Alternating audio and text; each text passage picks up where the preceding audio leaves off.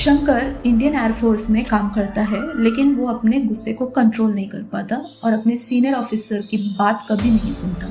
जो उसका मन चाहता है वो वही करता है। उसके इमोशंस को कंट्रोल में रखने के लिए उससे साइकोलॉजी काउंसलिंग अटेंड करने का ऑर्डर मिलता है। ये सुनते ही मुक्ति, जो एक साइकोलॉजी काउंसलर है, आगे आती है और कहती है कि वो शंकर की काउंसलिंग करेगी। इन दोनों की पहली मीटिंग के बाद ही स्टोरी सीधे फ्लैशबैक में चली जाती है उनके कॉलेज के टाइम में।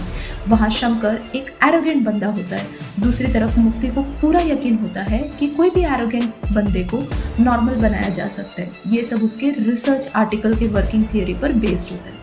अपना रिसर्च आर्टिकल प्रूव करने के लिए मुक्ति शंकर से बातचीत शुरू करती है, लेकिन शंकर शर्त रखता है कि वो तभी उसका रिसर्च आर्टिकल में हेल्प करेगा अगर मुक्ति उससे लव करे।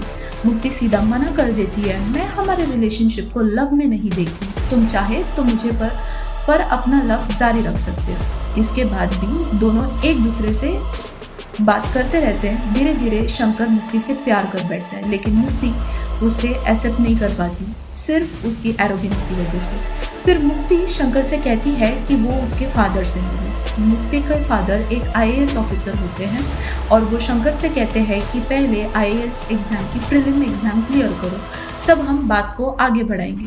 3 साल बाद प्रीलिम्स क्लियर करने के बाद शंकर मुक्ति और उसके पिता से मिलने वापस आता है, लेकिन यहाँ मुक्ति की एंगेजमेंट किसी और लड़के से फिक्स की जा चुकी होती है। इस बात पर शंकर का गुस्सा फूट पड़ता है और वो मुक्ति का घर जला देता है। पुलिस उसे अरेस्ट कर लेती है। इस वजह से शंकर के पिता जो है वो मुक्ति के पूरे परिवार को कन्विंस करते हैं और किसी तरह शंकर को जेल से बाहर निकलवा देते हैं।